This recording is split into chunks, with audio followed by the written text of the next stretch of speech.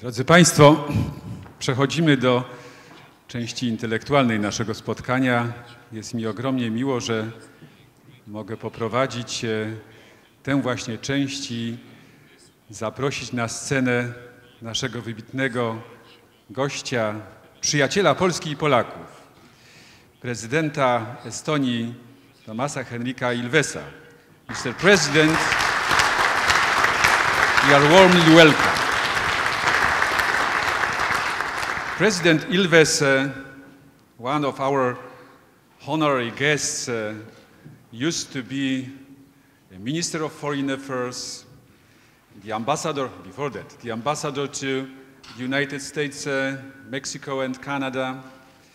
He was also the member of the European Parliament, and I remember our good relationship and fruitful cooperation during that time, and then elected as a president of an important pillar of European and Euro-Atlantic community, Estonia. Estonia, a small country, but a big society. Estonia, a developing country and influential country in the region. And Estonia is an example for us, for the rest of Euro-Atlantic community, in the achievements, especially connected with market economy and cyber protection. Thomas, the floor is yours.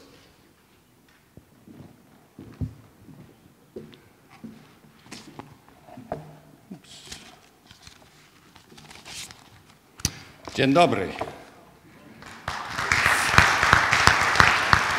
Dziękuję. Ladies and gentlemen, I'm genuinely happy to stand here today to give you, just to speak to you on things that have been percolating in me for 20 years, in some sense one could say 45 years, and it's kind of like my speech to Poland and the Poles. Because Poland for me is not just the history of a close neighbor that I've come to know through numerous visits and through careful reading of Norman Davies' God's Playground, but Poland is the hope of all the small nations, you not being a small nation, but all of the small nations who historically have been for a millennium between the hammer and the anvil of our friends east and west.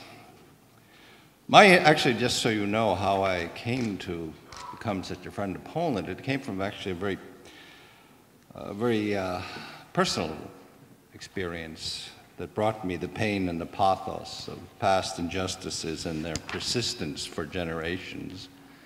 It came in 1960. My mother worked as a librarian in the New York offices of Radio Free Europe, Radio Liberty, and she became quickly close friends with her colleague there, a very kind, literate, well-read woman from Poland who I came to know as Aunt Jadwiga.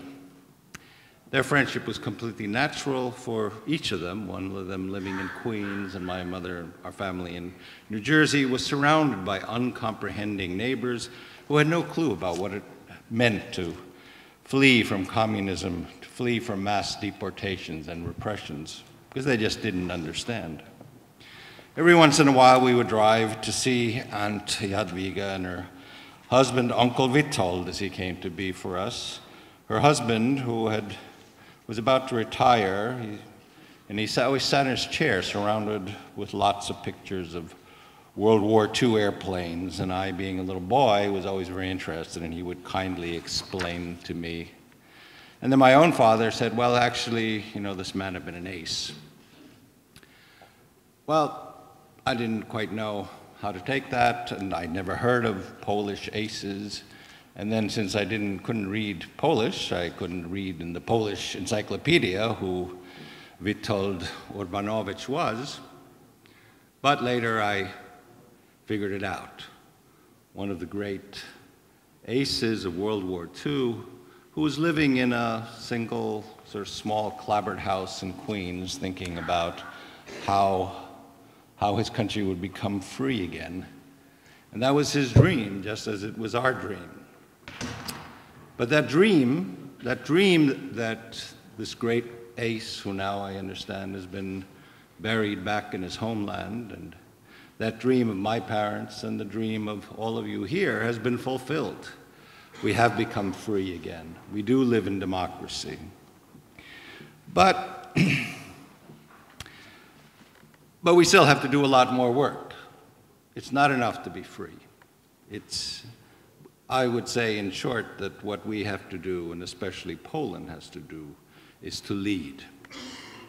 We who, from what I sometimes call the Zwischenländer, or the lands in between, again, between the anvil in the west and the hammer and occasionally the sickle of the east, have for too long been victims. But worse, we see ourselves too much as victims. We have to deal with prejudices toward what is still called Central and Eastern Europe, the prejudices and the lack of understandings that Norman Davies explained so well in his book, East and West. They have a long history, a very long history. It's not just the Cold War, and they persist to this day.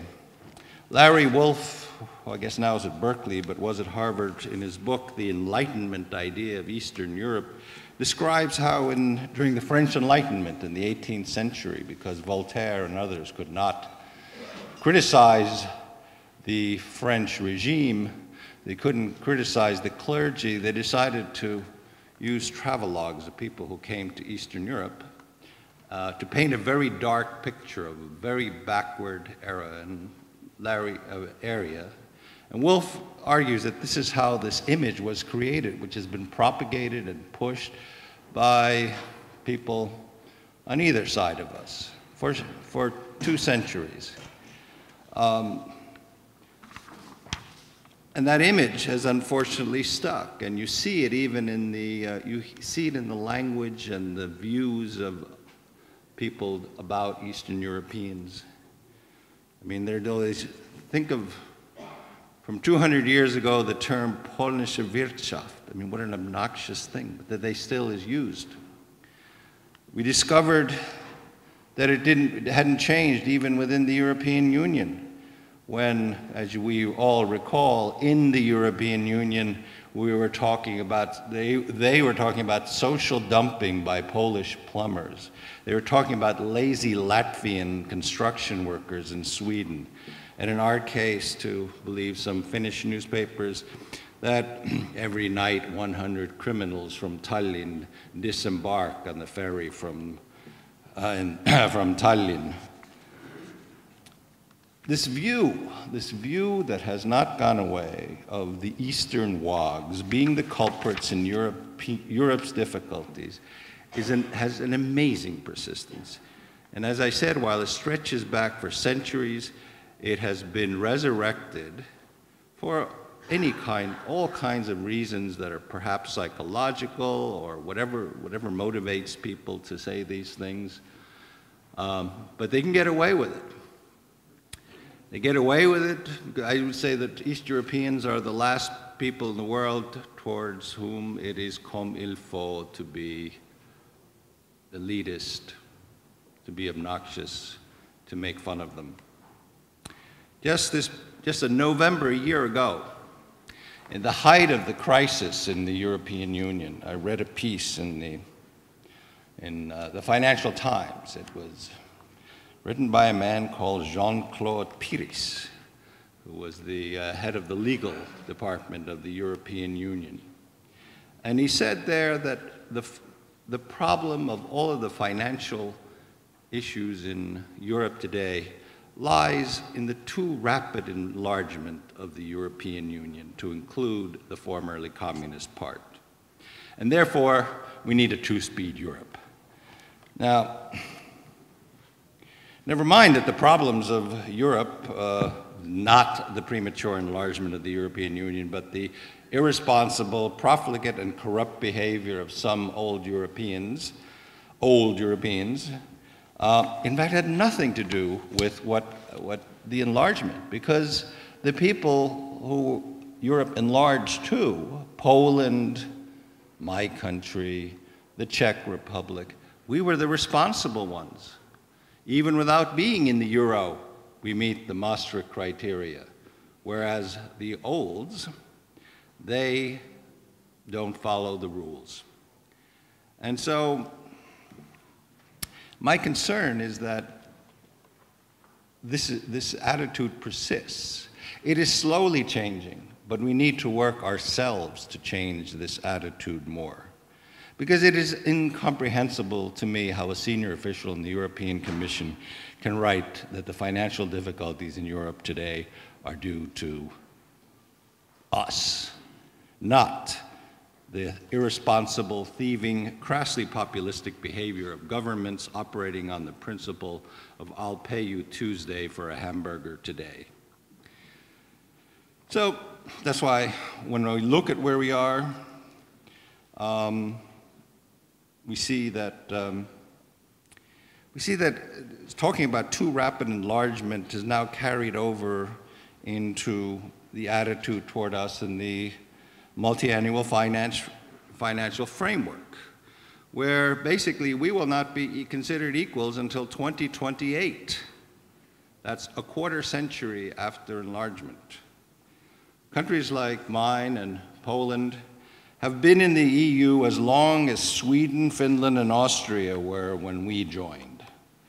No one called them new members when I was a new member in 2004.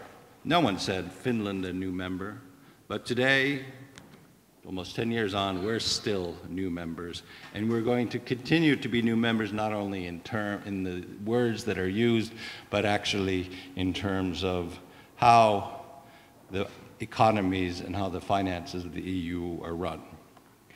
This caricature of us, of our countries, as gray people living gray lives in gray apartment blocks who take the money of West Europeans must be ended.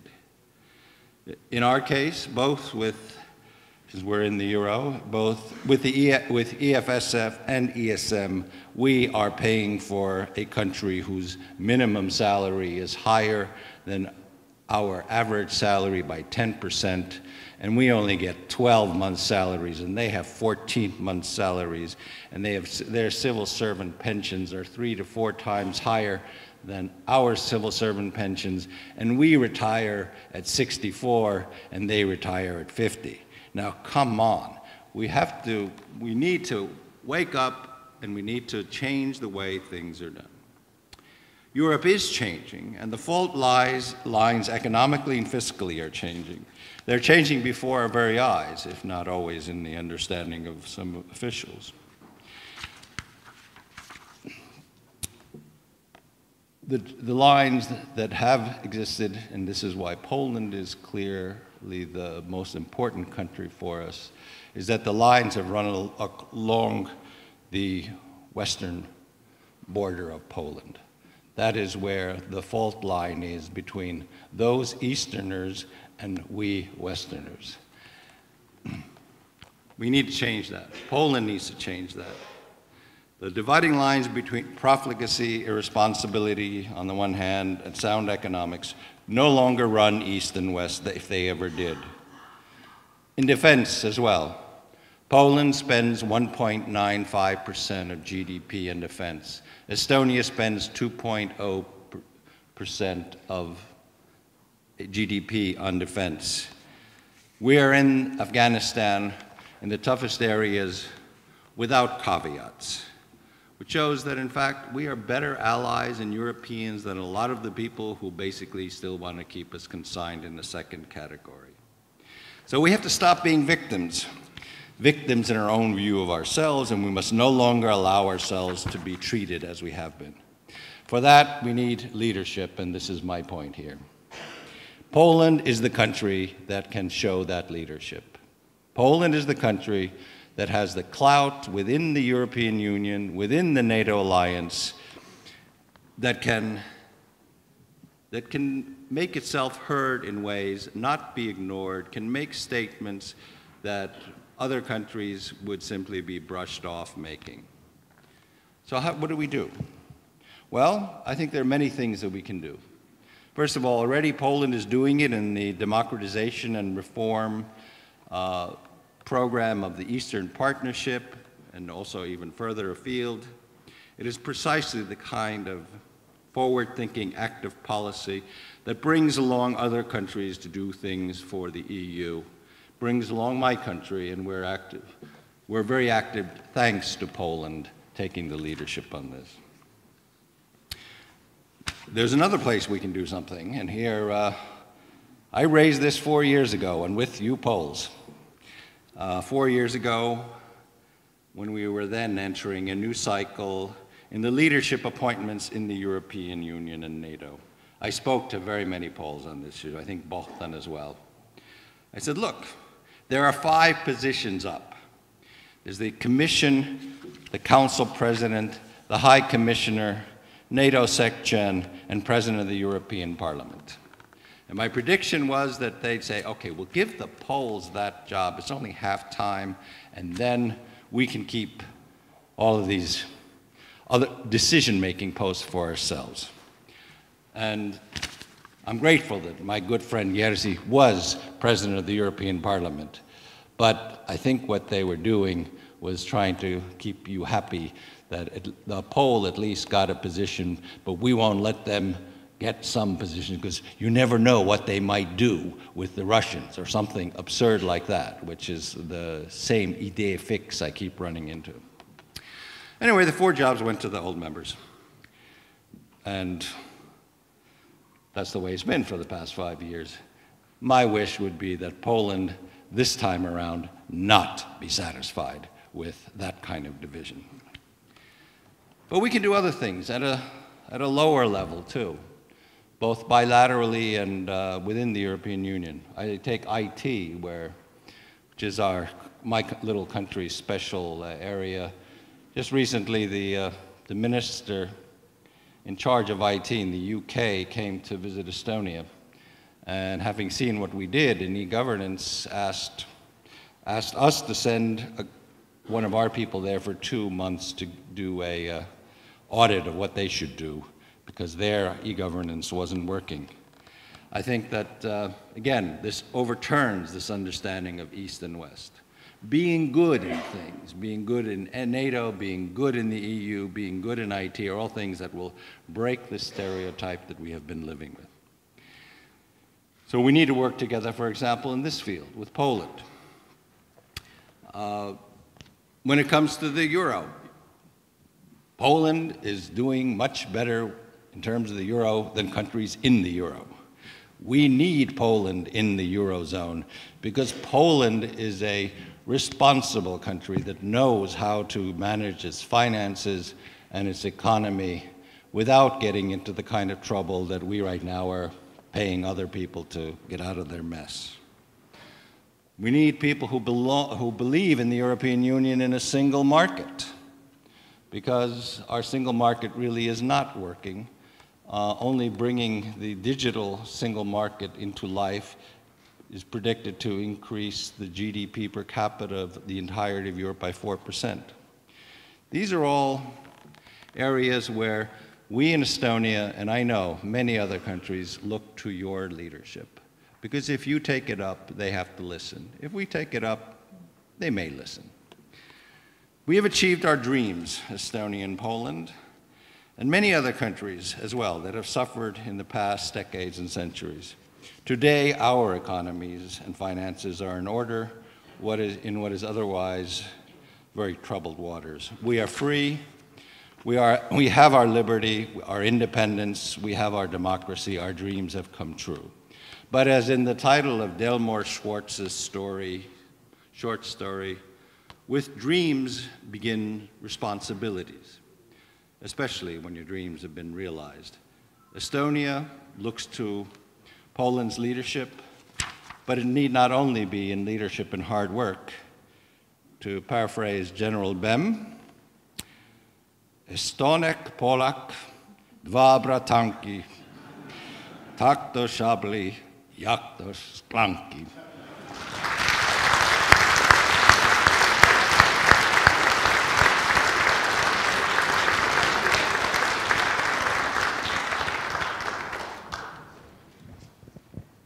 It's difficult to imagine, Thomas, that after such a call for Polish leadership, there are no questions.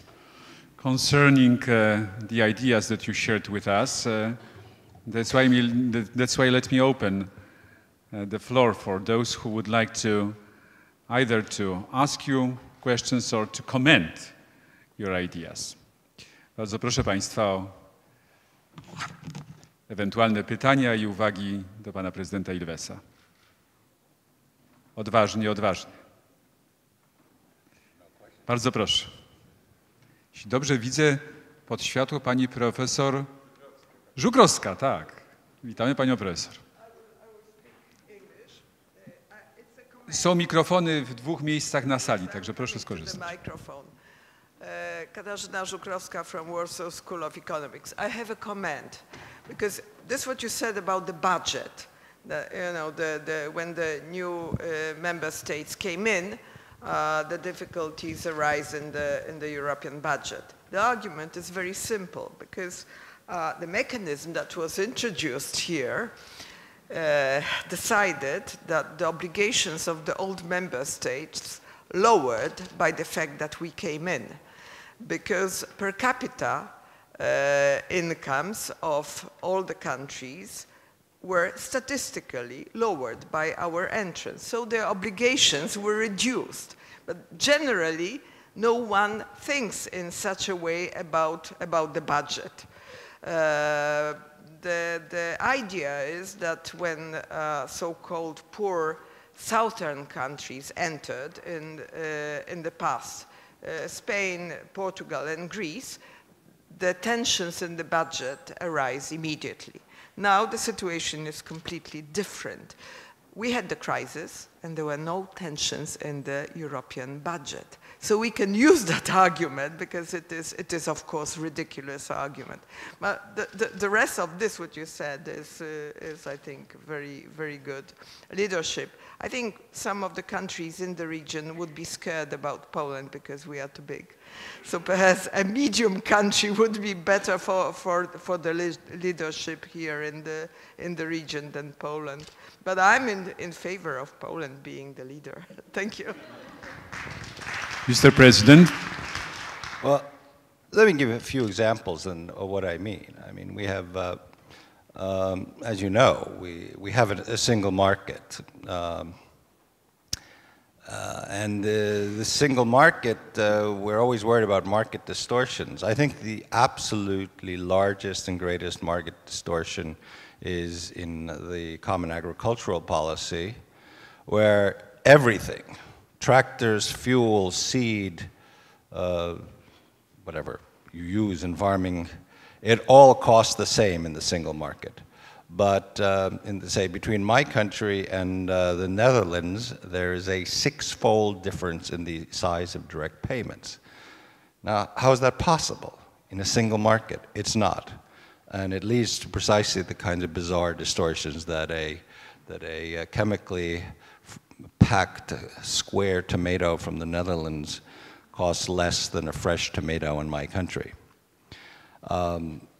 Now, I think we really have to look at the functioning of the internal market and demand the application of the functioning of the internal market. There may be countries that are afraid of the size of Poland. I look at it the other way around. I say that there are 6 big countries in the EU, and the only country that understands the word mass deportation is Poland.